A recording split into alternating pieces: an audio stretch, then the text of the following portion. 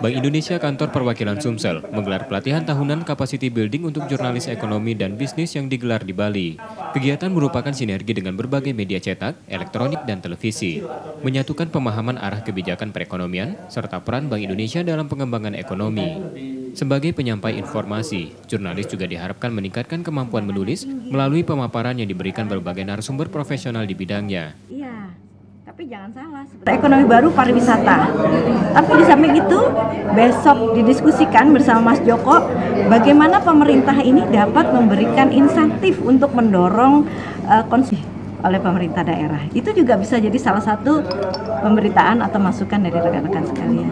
Juga dari media supaya membantu memperluas wawasannya, cara penulisan.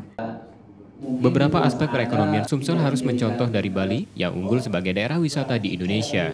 Meski memiliki karakteristik perekonomian berbeda, sektor perekonomian harus terus didorong diantaranya pertanian, perkebunan, dan ekonomi kreatif. Sinta Dwi Putri, Kompas TV, Palembang.